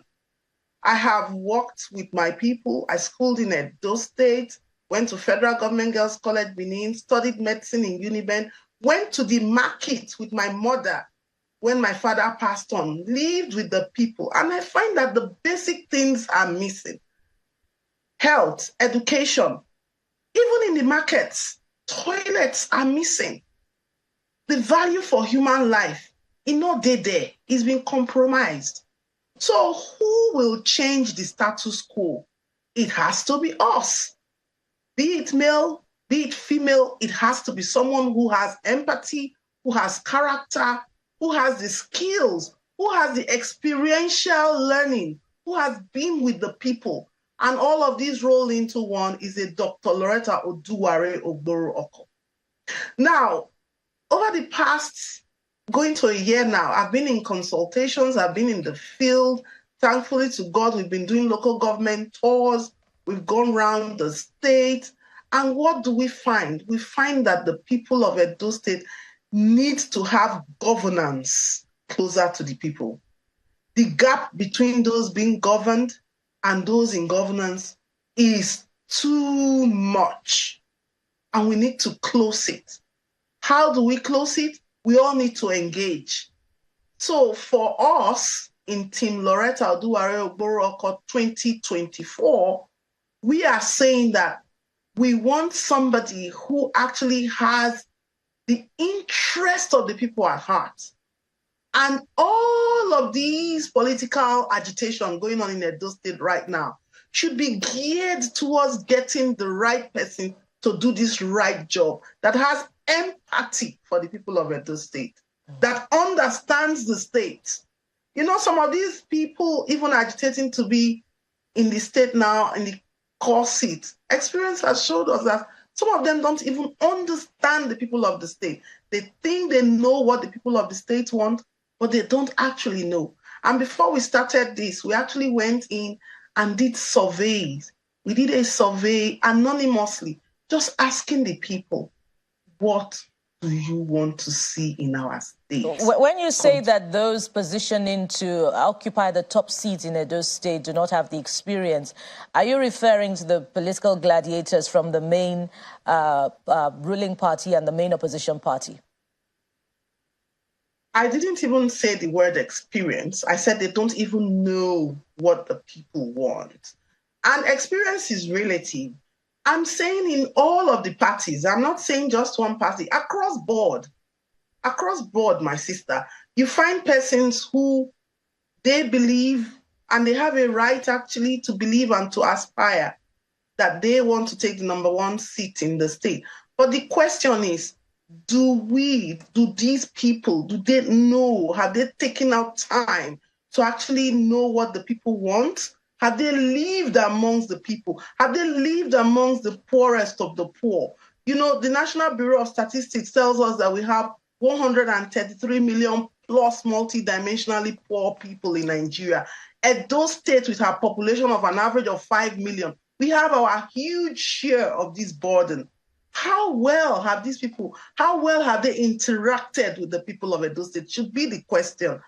And this is very important. In formulating policies, it is important.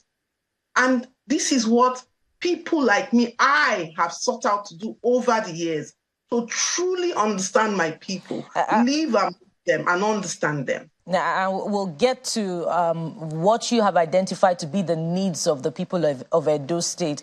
But I've followed you quite a bit, ahead of the interview, and I've seen that, you seem to have been able to gather some following. Has that been organically developed, or most of them are rented crowds, as that balance is developing in Nigerian political engineering? Very organically developed, and it's not hard to see why. I mentioned that I was in the market with my mother. I mentioned I went to University of Benin. I went to Federal Government Girls College, Benin. And even when I traveled to the United Kingdom, I've always been in the forefront of everything Edo State, with my people, for my people, and by my people. Even in previous governance, we worked hard in the diaspora to ensure that even the current governance of the day that is winding up now we made sure that they actually got there. And doing this means I've had to have a lot of social interaction. If I pick up my phone now across the diaspora, I can easily, without any difficulty, pull out over 1,000 persons from across the diaspora who have Edo State origin, from Russia to Timbuktu. And from Delta State to Mozambique. So I have had that. And also in the last election, people may not know, but I actually led the healthcare policy, writing the Obi-Dati Labour Party manifesto. And that means I've had to work integrally and organically with the people. We've been doing the Loretta Health Initiative for years now, where we go around and we give free healthcare to the people, make a diagnosis in terms of primary public healthcare, taking it to that doorstep. And this has intensified over the past 12 months. And before now, myself and my husband, Douglas Chukwuemeka Oko, we run the Ashanti Graham Health and Education Initiative, where we actually supply hospitals in South with equipment that run into millions.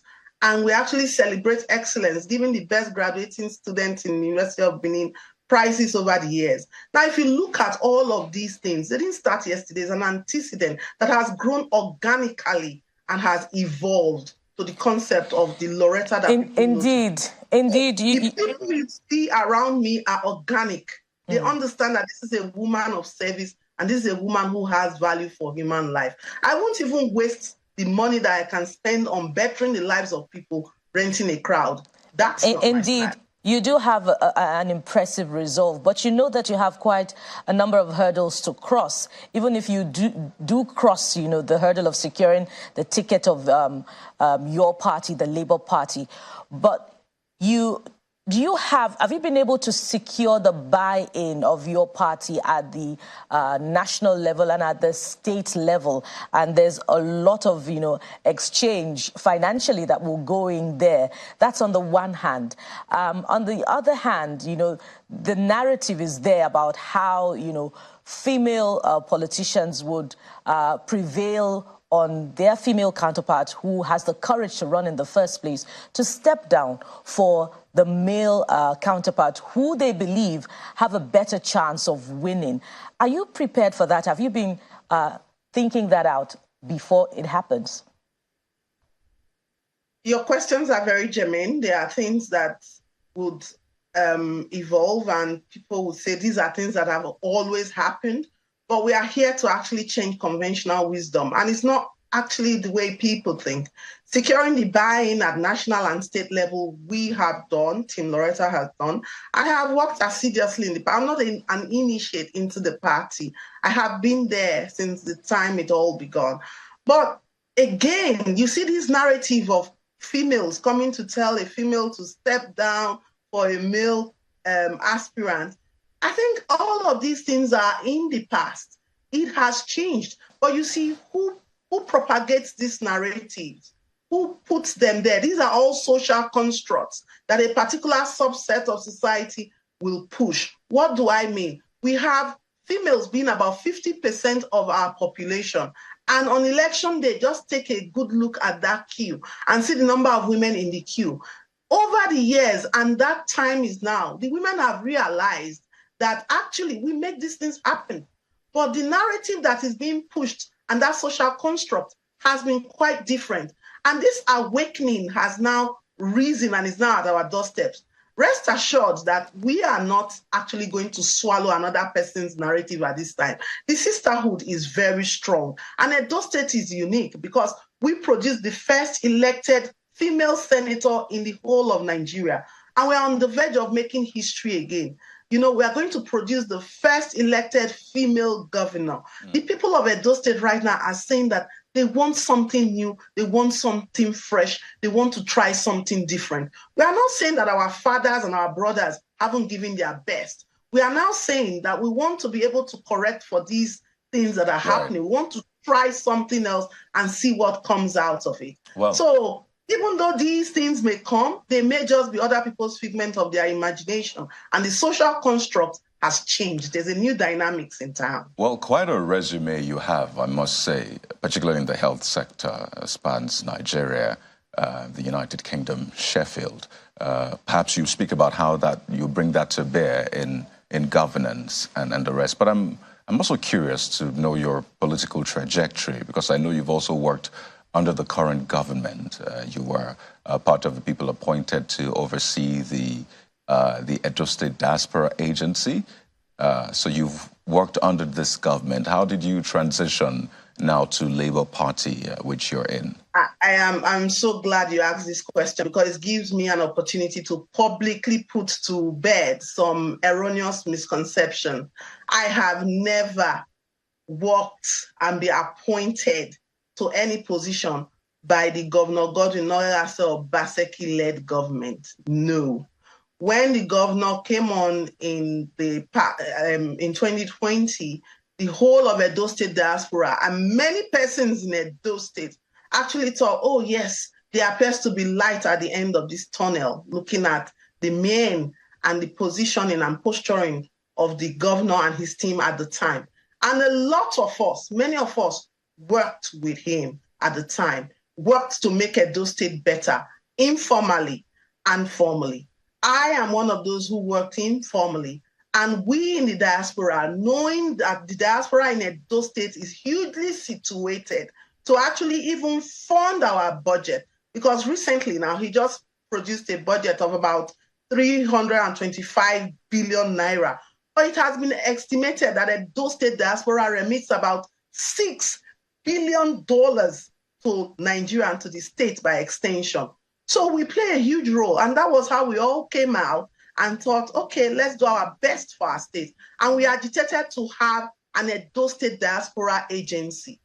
Please, this is on record, and I am on air, live, everywhere in the world.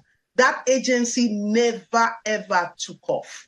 So I have never officially worked in the government led by Governor Godwin Noyerase Obaseki till date. So, however, as a concerned Edo State citizens, we are one of the concerned Edo State citizens who has a global and local reach. We actually pushed for things that would better Edo State. Right. And I am saying today that this is part of the reason some of us are taking our places at this table. Because why would something that would better Edo State not be actualized? Right. Something like a diaspora agency. So you're saying that in August 2021 or thereabouts, when that statement by the secretary to the Edo State government was put out and your name was on that list of the steering committee, the 8-man steering committee for the Edo State Diaspora Agency, are you saying that, did you reject the appointment? Did you do some work and eventually the work you did was not taken on board by the government? What exactly do you mean by you never worked because your name was on that list? So first of all, let's get terminologies right. A steering committee is when you invite people who you think have expertise and skills to help you come and set things up.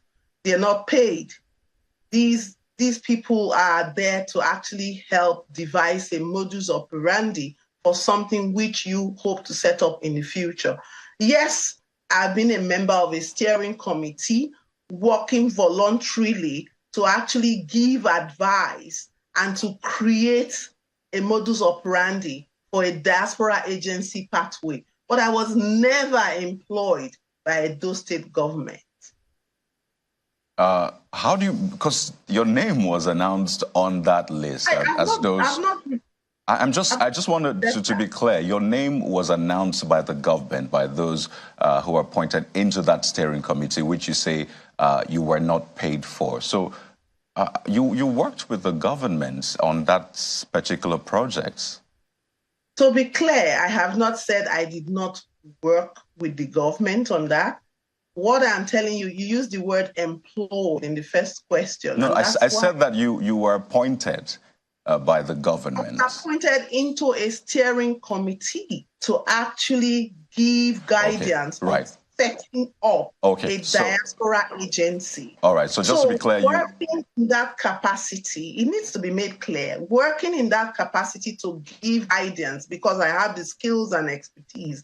Thankfully, I've been blessed by God with that. For the people of my state, it's not an offense at the time. So and when you that's the thing. I didn't say it was an offense. I'm quite intrigued by this conversation because I am as well. So tell me, is there something about this government that, I mean, you really don't want to be associated with? It's understandable that you are in the Labour Party, and I know that, of course, there's a political divide. There's a huge following that Labour Party has that does not align with the status quo, either the APC or the PDP. So it's understandable. But are you saying that this government is it that bad that you don't even want to be really associated with it so it doesn't come across as though you were part of the previous government? Let's be honest, my brother. Every government that comes into position anywhere in the world, they have their good and their bad sides. And successive governance in Edo State over time have done some good, no matter how tiny, and they've also been places where they've not done well. But however, I need to be very, very clear about things because these are all things in the public domain. So I have to say it the way it happened. When you constitute a steering committee, you're actually putting people together to come and give you advice. You're reaching out to sons and daughters of the state who you think have the expertise to guide you. And when these people come together, they work as a team and they give you their final suggestions. Now, it is left for you to either enact those suggestions or kill it and let it not see the light of day. And in this situation, that's what has happened. So if we want to look at the governance of the day, fine, there will be places where they can get some ticks, some good that they've done right. But definitely, they've left a lot to be desired by the people of Edo State. And some of us actually saw all of these loopholes firsthand. And that's why we're actually taking our places at the table to say, if this was done and left unactualized, when it could have been that golden fleece for Edo State, then it should be better executed. Right. Well, let's expand the conversation now. Neota, it's over to you. Thank you, Dr.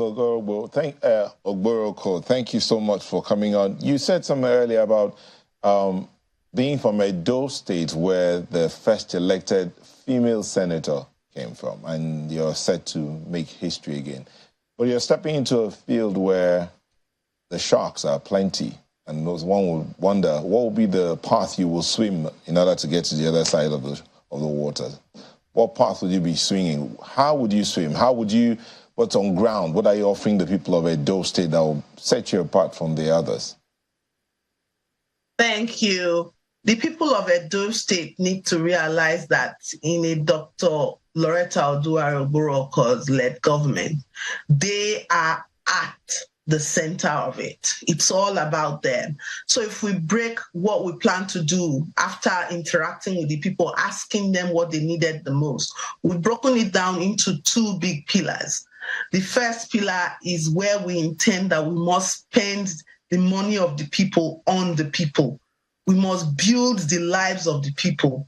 And that first pillar has 3 components in it. It has health, it has education, and it has both of these. We're leveraging on technology throughout, and we are looking at vulnerable population. So when we say health, when we say education, we are talking of basic healthcare provision, primary healthcare. We are not going to say we want to build huge elephant projects where we don't have the human capacity to manage. A small healthcare center that is optimally functional in Ososo, Edo North, is more effective because it's going to cater for the people around there than a big hospital that is built and there are no manpower to actually manage. The reason is because prevention is far, far better, cheaper, and wiser than cure. Same thing with with education. We want people to have basic education, and we want to focus on vocational and skills acquisition because that is what moves economies forward. That's what will leapfrog us into a production economy. And if you look at countries, look at Germany, for instance, we call them, jokingly, people say, na German machine, na German this. But how do they do it? They focused over time on vocational skills, the plumbers, the artisans. They've made sure that they actually, so when we come on board, the technical education needs to be taken seriously, and that's what we plan to do. When people are leaving, they'll be able to produce and to actually do things with their hands. And you leverage on technology because Dr. Boroko, if I may come in here, again, this sounds like the usual rhetorics that the politicians come up with. You may think it's rhetorics because over time, people have not done whatever it is they set out or say that they want to do because they've not understood that the people matter a lot more than they themselves who are in power. But we are saying that this needs to change. And if you look at the second pillar of what we plan to do, we want to invest in what we call the IPAC, infrastructure, both soft and hard. So we're talking of roads, we're talking of power, and you're looking at production, you're looking at agriculture. Nothing stops us. Orion has a huge land mass, but what do? We are still doing subsistence farming. When we can mechanize it, we can do things like artificial irrigation in Edo Central. We can look at how we can tackle the problem of the water table. But thank you. Just for this last question here, we're almost out of time. You're talking agriculture, but we do know that there's a large number of farmers in Edo State. Is it about the fact that they are not farming, yes, they're doing subsistence agriculture, or about the fact that they are not able to get their produce from the farms to the market? There's no market for the produce, so the produce gets to waste. So we're looking at setting up more farms or looking at how to collect the produce that have been harvested and processing them and adding value. I've always said, if you've listened to me before now, and I'm really pleased you're asking this, that there is no use actually farming with cutlass and hoe in the first place. And then 2, you are not able to process what you produce. And 3, you are not able to sell off the products of what you produce. So for us in Edo State, we are taking agriculture to the next level, where once you produce, we're going to walk down the entire value chain of what is being produced. Take, for instance, something like the palm produce. Well, that's even highfalutin. Let's just take the simple cassava, for instance. You plant it, or even plantain. You harvest these things, and then they all perish before you get it to the final end user. And not even get to the final end user. They're just going to cook plantain and eat plantain, ripe or unripe. No, what we are saying is that a Loretta-led administration is actually going to go out there. First of all, we are going to mechanize the agriculture, produce on a large scale, and the industry is going to be sited, like we want there now. The industry is going to be sited in those areas, and then you are going to be able to get people to come and buy off what they will buy off. They're going to be able to transfer because the infrastructure, the roads are good. And then you're going to be able to now utilize that plantain, for instance, or cassava. You're going to be able to make plantain chips. You're going to be able to either make gari, make starch, and then you're even going to now be able to produce starch that can be used by the pharmaceutical industry. They're going to take the back or the roughage from all of these crops, use them and produce feed for the livestock industry, so that by the end of the day, the entire value chain of that cassava or that plantain, you've tended to it till the end. And of course, you are going to have standard packaging, because where do we fall short, even in the international market? It's because we don't have proper packaging. So by the time you have standard packaging and standard preservation, you are now going to be able to export. Edo State is going to be exporting to neighboring states and even into the diaspora, where our sons and daughters are we really have to go. So that takes care of the entire value chain. And that produces jobs as well. And we do thank you for sharing those thoughts with us. We do hope that this race, you'll get to the other side of it victorious and you breast that tape. Thank you so much, Dr. Loretta Ogboroko, Governorship Aspirant, Labour Party in Edo State. We wish you well. Thank you very much for having me. And Merry Christmas and Happy New Year to all those celebrating in Nigeria. Same to you too. And now we have, I think we do have a few, maybe few mails and tweets from those of us who've been our viewers out there, you out there. And this one is from Victor Owo. Victor Owo says, insecurity in Nigeria. One statement I have heard for as long as I can remember is, I condemn, or FG condemns. When one condemns a barbaric act of a people, are you not supposed to ensure that the evil act does not happen again? In successive government, in this democracy, talk has been cheap. People benefit in these skirmishes and they ensure nothing comes out of the condemnation. In chaos, there is opportunity. Every life must be treated as important. Then and then alone would the government put a stop to this. These killings are one too many. We want peace in Nigeria and peace we will have. Amen. That's coming from Victor Owo. Yeah, a lot to reflect on there from Victor. Thank you for a mail. This one is from Kunle Ogunlusi. He says, solving the plateau security issues is very simple. Bokos and Barkin Ladi have a high turnout of retired military officers.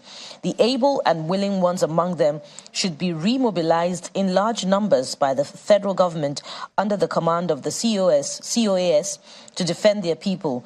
They will not compromise the killing of their own people. Enough of these senseless killings. Evan Augustine has this one. As long as local governments in Nigeria are not allowed to do their work, which I know includes the mobilization of their subject, government cannot effectively solve the issue of insecurity in the country. Goes on to say, for instance, the Reverend rightly said that there was information that was sent to the communities before the actual attacks, but those responsible, but whose responsibility is it to inform the government at the state of a danger? It is a local government. The question is, if the local governments were that effective, why was the governor not informed of the attack? We should stop deceiving ourselves and do the needful. And we see your mail at the Queen. Go ahead, Enti.